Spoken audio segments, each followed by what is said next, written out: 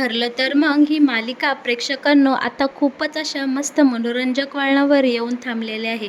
बरं का प्रेक्षकांनो, फायनली आता मालिकेत येणाऱ्या काही भागांमध्ये आपल्याला असं पाहायला मिळणार आहे की ही सायलीला आता कळून चुकलेलं आहे की तीच आपली लहानपणीची तन्वी म्हणजे प्रतिमा आणि रविराजची मुलगी आहे. पण सायलीला हे सत्य सगळ्यांसमोर आणायचं असतं आणि सगळ्यांना ही आनंदाची बातमी द्यायची असते. आणि फायनली तो दिवस आलेला असतो. सायलीने सगळ्या घरच्यांना, सुभेदार आणि किल्लेदार या सगळ्यांना आता तीच खरी तन्वी असल्याचं सगळ्यांना एकदाच सांगून टाकलेलं असतं. आणि दुसरीकडे मात्र प्रियाने आणि त्या मूर्ख सचिनने असला जबरदस्त प्लॅन सुभेदार कुटुंबावर संकट आणण्यासाठी केलेला असतो. पण त्यांच्या प्लॅनचा कसा फुसकावार होतो हे पाहण्यासाठी सुद्धा खूप मजा येणार आहे बरं का. अशा प्रकारे सायलीच खरी तन्वी आहे आणि इकडे दुसरीकडे सचिन आणि या प्रियाचा प्लॅन कसा उद्ध्वस्त होतो हे पाहायला खूप मजा येणार आहे. आणि हे सगळं कसं घडणार आहे त्यासाठी प्रेक्षकांनो, तुम्ही हा आत्ताचा व्हिडिओ सगळा शेवटपर्यंत पहा, म्हणजे तुम्हाला या मालिकेत काही नवीन काही अपडेट घडणार आहे त्या सगळ्या समजेल. बरं का प्रेक्षकांनो, आता इकडे सुभेदारांच्या घरात सायली तिकडे माहेरपणाला गेल्यामुळे अर्जुनला मात्र अजिबात करमत नसतं. आणि आपला हा वेडा अर्जुन सायलीच्या प्रेमासाठी आता रविराज काकांच्या घरी राहायला जाताना आपल्याला पाहायला मिळणार आहे. आता अर्जुन छानपैकी त्याची बॅग भरलेली असतो आणि तो गपचूप निघणार. तोच हॉलमध्ये मस्तपैकी इकडे गोलू, अस्मिता आणि कल्पना गप्पा मारत असतात आणि त्यांना अश्विनसुद्धा इथे आता गप्पा मारण्यासाठी जॉईन झालेला असतो. शिवाय आता अर्जुन हा जाता जाता नेमका या सगळ्यांना सापडतो. तेव्हा ही सगळीजण चांगलीच अर्जुनची फिरकी घेताना आपल्याला पाहायला मिळणार आहे. अस्मिता बोलते, का रे दादा कुठं चालला एवढ्या? अर्जुन कुठं चालला रे? तेव्हा अश्विन बोलतो, दादा कुठे निघाला रे बॅग वगैरे अडकून? तेव्हा अर्जुन बोलतो, काही नाही, उद्या माझी महत्त्वाची मीटिंग आहे ना, त्यासाठी मी ना ते सगळं सामान माझ्या गाडीमध्ये ठेवायला चाललेलो आहे.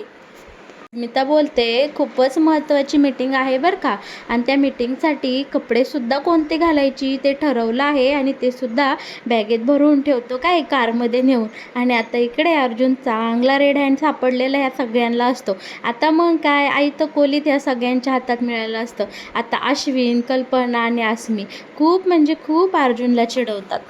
कल्पना बोलते, अरे ताकाला चालला आणि भांडं कशाला लपवते रे अर्जुन? तेव्हा अर्जुन सांगतो, बायकोची खूप आठवण येत आहे म्हणून मी आता रविराज काकाच्या घरी राहायला चाललेलो आहे. तेव्हा इकडे अश्विन बोलतो, वा दादा वा, काय अरे, आणि तुला करमत नाही? बरं ठीक आहे, चल मीटिंग चांगली कर हा, आणि लॅपटॉप नीट ठेवा आणि सायली वहिनीला माझा निरोप सांगा, मला करमत नाही असं तसं, म्हणजे दादाला माझ्या करमत नाही तुझ्याशिवाय. आणि इकडे आता ही बहीण भावंडं एकमेकांची खूप गंमत करतात आणि एकमेकांचे पाय खेचताना आता आपल्याला पाहायला मिळणार आहे. शिवाय अस्मिता तर इतकी अर्जुनची मस्करी करत असते ना, अर्जुन करमणार रे तुला तिकडं, आणि सायलीला त्रास देऊ नको हा, आणि सारखं उठू नको हा, आणि तिकडे रविराज काकांना त्रास देऊ नको हा, माझी बायको अशी माझी बायको तशी करत करत. आता दुसरीकडे इकडे सायली छान गाढ झोपेत झोपलेली असते आणि तिच्या शेजारी रविराज आणि प्रतिमा असते. प्रतिमा सायलीच्या छानपैकी डोक्यावरून हात फिरत असते. आणि हे सगळं दृश्य पाहून इकडे मात्र आपल्या रविराजला त्याच्या लाडक्या लहानपणीच्या तन्वीची आठवण होते आणि बोलतो की आपली तन्वी असती तर एवढीच मोठी असते ना, आपल्या घराला एक नवीन चैतन्यच मिळालं असतं, हो ना प्रतिमा? तेव्हा आता प्रतिमा बोलते, तन्वीची आठवण येते का हो तुम्हाला? मग व्यक्त होत जा ना, कशाला मनातल्या मनात ठेवता?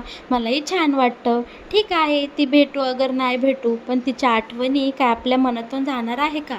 असो, आता आपली तन्वी नसली म्हणून काय झालं, सायलीच आपली तन्वी आहे आणि आपली हौस आणि आपल्या भावना सगळ्या आता सायलीसोबत जोडलेल्या आहेत. आपण तिचंच माहेरपण आणि तिचेच लाड कौतुक करत राहू. इकडे रविराजला सुद्धा इकडे प्रतिमाचं बोलणं आता पटलेलं असतं. पण तिथे आपले अर्जुन साहेब आलेले असतात. अर्जुनला पाहून इकडे रविराज बोलतो, अरे तू इथे काय करतो? तेव्हा आता प्रतिमा बोलते, का रे बायकोशिवाय कर्म ना का तुला अर्जुन? अर्जुन बोलतो, नाही ना सिनियर, इकडे या सायलीशिवाय रूम मला नुसती खायला उठती, त्यासाठी मी आता इकडेच राहायला आलेलो आहे. तेव्हा प्रतिमाला खूप आनंद होतो आणि ती बोलते, ठीक आहे तू इथे राहा, पण सायलीला त्रास देऊ नको बरं का, ती झोपली आहे, सकाळच बोल तिच्यासोबत. आता इकडे अर्जुन गुड नाईट बोलतो आणि ही दोघेही तिथनं निघून जातात. आता बाकी अर्जुन मस्तपैकी त्याच्या झोपलेल्या बायकोसोबत आणि तिच्यातल्या पोटातल्या बाळासोबत छान अशा गोड गोड गप्पा मारतो. बाळाचं आणि अर्जुनचं नातं या बोलण्यातून किती घट्ट आहे हे सुद्धा आपल्याला जाणवतं. अर्जुनचं त्याच्या बायकोवर आणि बाळावर खूप प्रेम असतं आणि हे पाहायला आपल्याला खूप छान वाटतं बरं का प्रेक्षकांनो. सायली एकदम लहान मुलीसारखी निरागस झोपलेली असते आणि अर्जुन मात्र आता इकडे त्याच्या बाळासोबत मस्त पोटावरून हात फिरवत गप्पा टप्पा मारत असतो. आता छानपैकी सकाळ होते. ही सगळीजणं छान नाश्ता करायला टेबलवर बसलेले असतात. तितक्यात सायलीला तिकडून कुसुमताईचा फोन येतो आणि बोलते की आपल्या मधुभाऊंच्या तब्येतीविषयी डॉक्टरांना तुमच्या दोघांसोबत काहीतरी बोलायचं आहे. अर्जुन आणि तू लवकरात लवकर हॉस्पिटलला निघून या. आणि हे ऐकताच आपल्या सायलीला एवढा मोठा ठसका लागतो. ती खूप मोठ्या मोठ्याने खोकत असते, पण तिचा पाण्याने सुद्धा खोकला जात नाही. म्हणून आपली प्रतिमा छानपैकी तिच्या जागेवरची उठते, सायलीच्या पाठीवरून मायेने हात फिरवते आणि डोक्यावर फुंकर मारते. आणि मग काय प्रेक्षकांनो, इकडे तर जादूच झालेली असते. सायलीचा खोकला अचानक थांबतो आणि मग सायली काय करते, प्रतिमाचा हात घेते आणि बोलते, आत्या तुम्ही तर जादूगारच आहात, जादूच केले. आणि मस्तपैकी प्रतिमाच्या हाताची अशी छान पप्पी घेते. आणि हे सगळं पाहून इकडे लगेच सुमेन बोलते, वहिनी मला जे आठवतंय ते सुद्धा तुम्हाला आठवतंय का? तेव्हा प्रतिमा सांगू लागते, हो ना अगं सायली, लहानपणी ना एकदा असाच माझ्या तन्वीला खोकला लागलेला होता. तेव्हा तन्वी खूप खोकत होती. मग मी उठले, तिच्या पाठीवरून हात फिरवला आणि असं डोक्यावर फुंकर मारली आणि मग काय तन्वीचा खोकला एकदम गेला. तेव्हा तन्वीसुद्धा अगदी तुझ्यासारखी बोलली, आई तू जादूगार आहेस बरं का, तू तर जादूच केली, माझा खोकला राहिला. आणि सेम तुझ्यासारखाच असा माझा हात हातात घेतला आणि माझ्या हाताची पप्पी घेतली. अगदी मला माझ्या तन्वीचीच आठवण करून दिली गं बाळा तू आज. आता सायलीच्या डोक्यात पुन्हा हे चक्र सुरू झालेलं असतं की आज पण तन्वीचा आणि माझा एवढा मोठा योगायोग जुळून आला. याचा अर्थ नक्की काय आहे? ही तन्वी नक्की कोण आहे आणि मी तिच्यासारखी का सेम वागते किंवा ती माझ्यासारखी का सेम वागत होती? या सगळ्या प्रश्नांनी आता पुन्हा आपल्या सायलीचं डोकं गरगरू लागतं. पण इकडे आता अर्जुन बोलतो, चल हॉस्पिटलमध्ये जाऊन येऊया, नक्की काय झालं आहे मधुभाऊंला ते पाहूया. आता जणही लगेच हॉस्पिटलला जायला निघतात बरं का.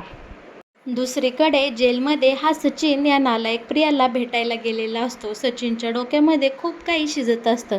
आता इकडे सचिनची आणि प्रियाची भेट आपल्याला पाहायला मिळणार आहे.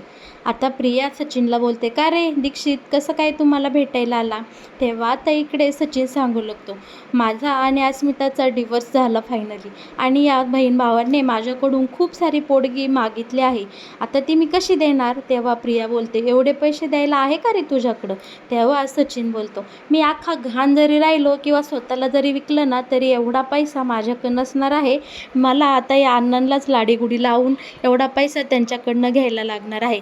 पण त्या अण्णांचं काही भलतंच चाललंय, वेगळंच चाललंय अगं त्यांचं, कायचं एका त्या बाबाच्या नादी लागले आहे. तेव्हा आता इकडे प्रिया बोलते, अरे या सुभेदारांनी ना आपल्या दोघांचं अख्खं आयुष्य बर्बाद करून टाकलं आहे. सचिन, आपण दोघं एकत्र यायची आता हीच खरी वेळ आलेली आहे. आपण दोघं एकत्र येऊन या सुभेदारांना चांगलं बर्बाद करून टाकूया. तेव्हा सचिन बोलतो, त्यासाठीच मी तुला इथे भेटायला आले आहे, कारण आता मैपत चिकरे पहिल्यासारखा दम राहिला नाही त्याच्यामध्ये, तो लागला आहे का बोंधूबाबाच्या नादी. मग आता मी असा विचार केला की मी प्रियाला भेटलो तरच माझा बदला आणि माझी ही सोडाची भावना थोडीफार कमी होईल आणि माझा हेतू साध्य होईल. आता प्रिया बोलते, सचिन तू एकदम बरोबर व्यक्तीलाच भेटायला आला आहे रे. तुला मी एक जबरदस्त प्लॅन सांगते आणि तुझ्या हातात एक असा मोठा बॉम्ब देते. फक्त तो बॉम्ब तो आता सुभेदारांच्या घरी जाऊन फोडायचा आहे. तेव्हा इकडे सचिन बोलतो, तो कोणता? तेव्हा आता ही प्रिया बोलती, सचिन मी त्या अश्विन सुभेदारच्या बाळाची आई होणार आहे. हाच बॉम्ब तुला मस्त सुभेदारांच्या घरी जाऊन फोडायचा आहे. इकडे आता सचिन अचंबित झालेला असतो आणि बोलतो, काय बोलली प्रिया, खरं आहे हे? आणि बोलतो, अरे वा, एकच नंबर न्यूज दिली आहेस तू मला. आता या सुभेदारांना चांगलंच आपण बेठीला धरू आणि त्यांच्या घरात असा सत्यानाश करू की ते संपूर्ण अन्नपूर्णा हाऊस असं हादरून गेलं पाहिजे आणि त्यांच्या घरात जे काही आता हे सोहळे चालले आहे ना, त्या शिक्षणात थांबले पाहिजे. तेव्हा आता हे दोघंजण छान प्लॅनिंग करतात आणि प्लॅननुसार सचिन आता सुभेदारांच्या घरी जायला निघालेला असतो. डॉक्टरांनी इकडे आता सायली अर्जुनला सांगितलेलं असतं, मधुभाऊंच्या तब्येतीमध्ये चांगली सुधारणा होत आहे. ते जर त्यांच्या माणसांमध्ये राहिले तर त्यांच्या तब्येतीत अजून चांगली सुधारणा होईल आणि ते 100% बरे होतील. तुम्ही त्यांना आश्रमावर घेऊन जा. तेव्हा इकडे सायली आणि अर्जुन मधुभाऊंला आश्रमावर नेण्यासाठी तयार होतात आणि कुसुमताई तिकडे छान आश्रम सजवत असते. आणि आता अर्जुन बोलतो सायलीला, तू पुढे निघ, मी हे सगळे फॉर्मॅलिटी पूर्ण करून येतो. आणि आता सायली थेट आश्रमात जाणार असते मधुभाऊंच्या येण्याची तयारी करण्यासाठी. आता सचिन प्रियाच्या आणि त्याच्या प्लॅननुसार इकडे आता मस्त सुभेदारांच्या वाड्याच्या बाहेर येऊन थांबलेला असतो आणि तो आता सुभेदारांच्या बंगल्याच्या आत जाणार. सगळी फुल तयारीनिशी हा सचिन इकडे आलेला असतो. सचिन आता या सगळ्यांना सांगणारच असतो की तुमची सून, तुमची दुसरी सून प्रिया ही तुमच्या दुसऱ्या मुलाची बायको म्हणजे अश्विन सुभेदारची बायको ही आता प्रेग्नेंट आहे आणि कल्पना मामी तुम्ही आता आजी होणार आहात. इकडे सचिन रुबाबात इकडे आता सुभेदारांच्या घरी आलेला असतो आणि त्याला पाहून अस्मी लगेच बोलती, नालायका, तुझी आमच्या घरी यायची हिंमत कशी झाली होय रे? तुझं थोबाड तिकडं काळं करायचं होतं ना, तू का आलास माझ्या मॉम डॅडच्या घरी? तुझा काय संबंध माझ्या घरी यायचा? चालतं हो इथनं, तुला इथं कुणी बोलवलं नाही आणि तुझा आणि माझा आता सगळा संबंध संपलेला आहे. त्यामुळे या घरामध्ये तुला अजिबात थारा नाही. पुन्हा तुझं हे घाणेरडं थोबाड घेऊन माझ्या घरात यायचं नाही. तेव्हा आता इकडे सचिन बोलतो, हो अस्मी, मी जाणारच आहे, पण मी तुम्हा सगळ्यांना एक चांगला निरोप सांगायला आलेलो आहे. मी तुमच्यासाठी एक गुड न्यूज घेऊन आलेलो आहे. तेव्हा अस्मी बोलती, तुझ्या थोबाडाक पाहून मला वाटत नाही तू काही गुड न्यूज घेऊन आला असेल. बरं बोल, काय कशासाठी आला आहे इथं? काय काम काढलंस? काय काय सांगाय काय आला आहे इकडे? तेव्हा आता सचिन सगळ्यांना सांगू लागतो, ऐका तर मग कल्पना मामी, तुम्हाला एक गुड न्यूज द्यायची आहे. तुमची दुसरी सून प्रिया अश्विन सुभेदार ही गरोदर आहे आणि ती अश्विनच्या बाळाची आई होणार आहे. आता इकडे सुभेदारांच्या पायाखालची जमीनच हादरलेली असते आणि सगळ्यांना एकदम धक्का बसलेला असतो. अर्जुन आणि अश्विन त्या दोघांना तर ही गोष्ट माहीतच असते, पण अश्विन आता सचिन समोर येतो आणि बोलू लागतो, अरे तुझ्यासारख्या खोटारड्या माणसावर कोण विश्वास ठेवणार? ती प्रिया तर खोटारडी आहेच आणि तू तिच्यापेक्षा महान नालायक निघाला आहेस. त्यामुळे तुझ्या थोबाडातून आलेला एक शब्दही खरा असेल असं आम्हाला वाटत नाही. प्रतापही बोलतो, अरे सचिन, तुझ्यावर विश्वास ठेवायला आम्ही काही मूर्ख नाही. एकदा तुझ्या बोलण्यात आलो आहे आणि आता पुन्हा तुझ्यावर विश्वास ठेवायचं असलं आमच्याकडनं होणार सुद्धा नाही. चालता हो रे तू आमच्या घरातनं? सायली बोलते, तुला काय वाटलं? तू येशील, आम्हाला काहीही सांगशील आणि आमचा सगळ्यांचा तुझ्यावर विश्वास बसेल? अरे अरे, तू आणि ती प्रिया दोघेही एका माळेचेच मणी आहेत. महानालायक आणि महाभंगार माणसं आहात तुम्ही दोघेही. त्यामुळे तुमच्यासोबत आम्हाला आता काडीचाही संबंध ठेवायचा नाही. तू आत्ताच्या आत्ता आमच्या या घरातून चालता हो. प्रताप बोलतो, सचिन, बऱ्या बोलाने तू आमच्या घरातून निघतोस की नाही का तुला धक्के मारून बाहेर काढू? आणि इकडे प्रताप खूप रागे झालेला असतो आणि अश्विन तर काय त्या सचिनला डायरेक्ट धक्के मारत मारत या घराच्या बाहेर हाकलून देतो आणि अर्जुन सचिनला सक्त ताकीद देतो, परत तुझं हे घाणेरडं थोबाड घेऊन आमच्या सुभेदारांच्या बंगल्यामध्ये अजिबात यायचं नाही. तुला या घरामध्ये कुणीही थारा देणार नाही आणि तुझा आमच्यासोबत असलेला सगळा संबंध संपलेला आहे. तू आमच्यासाठी जावई होतास, पण आमच्या अस्मिताईनेच तुझ्यासोबतचे सगळे संबंध तोडले आहेत. शिवाय कोर्टानेही या सगळ्याला संमती दिलेली आहे. परत तुझं हे घाणेरडं थोबाड घेऊन आमच्या घरात यायचं नाही. अश्विनीही त्या सचिनवर खूप रागारागाने बघत असतो आणि ही दोघेजण भाऊ मिळून आता या सचिनला डायरेक्ट घराच्या बाहेर डायरेक्ट असे हकलून देतात आणि अस्मिताई बोलते, पुन्हा तुझं हे थोबाड घेऊन माझ्या या घरात तू यायचं नाहीस. बरं का प्रेक्षकांनो, अशा प्रकारे इकडे या प्रियाचा आणि सचिनचा प्लेन एकदम बेकार फेल झालेला असतो. त्यामध्ये काहीही आता राम राहिलेला नसतो. सचिनला इकडे खूपच असं हारल्यागत वाटत असतं, पण तो त्याचा अखेर हारलेलं थोबाड घेऊन इकडे प्रियाजवळ येतो आणि घडला सगळा प्रकार प्रियाला सांगून टाकतो. आता सचिन आणि प्रिया हे दोघेही खूप टेन्शनमध्ये आलेले असतात. आता मधुभाऊंच्या स्वागताची तयारी करण्यासाठी आपली सायली आश्रमावर आलेली असते आणि इकडे तिकडे साफसफाई करता करता इकडे सायलीला एक भिंतीवर चित्र दिसतं आणि ते चित्र पाहून सायली एकदम शॉक होते आणि कुसुमताईला विचारते, कुसुमताई हे चित्र? तेव्हा कुसुमताई सायलीला सांगू लागते, अगं हे चित्र तू लहानपणी या भिंतीवर काढलं आहेस असं मधुभाऊंनी मला एकदा सांगितलं होतं. आता सायलीला आठवतं की त्या दिवशी प्रतिमा आत्याने मला एक चित्रकलेची वही दाखवली आणि त्या वहीत सेम टू सेम असं चित्र होतं आणि प्रतिमा आत्या बोलल्या की तन्वीने हे शेवटचं चित्र या वहीमध्ये काढलं आणि त्यानंतर आमची ताटातूट झाली. हे माझ्या तन्वीने काढलेलं शेवटचं चित्र आहे. बरं का प्रेक्षकांनो, आता आपल्या सायलीपुढं एकदम लख्ख सगळं प्रकाशित झालेलं असतं आणि तिला सगळं आठवलेलं असतं की सायली हीच खरी तन्वी आहे. सायली बोलते, इतका योगायोग कसा असू शकतो? हे चित्र जर मी काढलं आहे आणि त्या वहीतलं चित्र जर तन्वीने काढलं आहे, याचा अर्थ मीच खरी तन्वी आहे. आणि सायलीला आता ती खरी तन्वी असलेल्या अस्तित्वाची आता पूर्णपणे अशी जाणीवपूर्वक जाणीव झालेली आपल्याला पाहायला मिळणार आहे. आता सायली बोलते, हे सत्य मला लवकरात लवकर प्रतिमा आत्या आणि माझ्या सगळ्या घरातल्या माणसांना सांगायला हवं, कारण मीच खरी तन्वी आहे. शिवाय मधुभाऊंनीही डोळे मिचकावत सायलीला या सगळ्या गोष्टीची प्रचिती दिलेली असते की तीच खरी तन्वी आहे. आश्रमामध्ये मधुभाऊ आल्यानंतर मधुभाऊंचं छान स्वागत होतं आणि सायली मधुभाऊंना अनेक प्रश्न विचारते आणि त्या प्रश्नांच्या सगळे मधुभाऊ डोळे मिचकावत उत्तरं देतात आणि अखेरीस सायलीला इथे उलगडा झालेला असतो की तीच खरी तन्वी आहे. आता आपली सायली तिच्या चोरोटीच्या कार्यक्रमादिवशी एकदम शुभमुहूर्त साधून हे सगळं रहस्य तिच्या सगळ्या घरच्या कुटुंबियांना रविराजांच्या घरी सगळं सांगून टाकते आणि सांगते, रविराज काका, प्रतिमा आत्या, तुम्ही ज्या मुलीची एवढे वर्ष आतुरतेने वाट पाहत आहात ती मुलगी दुसरी तिसरी कुणी नसून ती मुलगी मीच आहे, तुमची तन्वी म्हणजे सायली.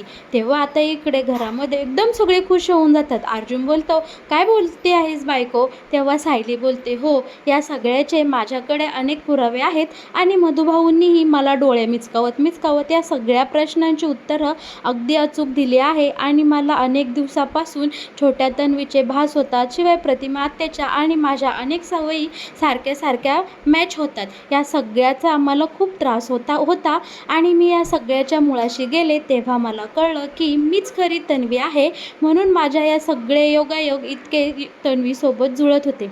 आता इकडे किल्लेदारांच्या घरात मस्तपैकी आनंदाला उधाण आलेलं असतं. सगळेजण सायलीच्या अंगावर फुलांच्या पाकळ्यांचा वर्षाव करतात आणि सायलीला सगळेजण एक एक करून मिठी मारतात आणि ते घरामध्ये सगळीकडे आनंद ही आनंदगडे असं वातावरण झालेलं असतं.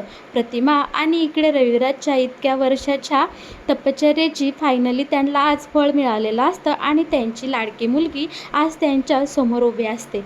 मग प्रेक्षकांनो, ठरलं तर मग या मालिकेत येणारा हा नवीन ट्विस्ट तुम्हाला कसा वाटला? मालिकेत येणारं हे नवीन वळण तुम्हाला पाहायला आवडेल का?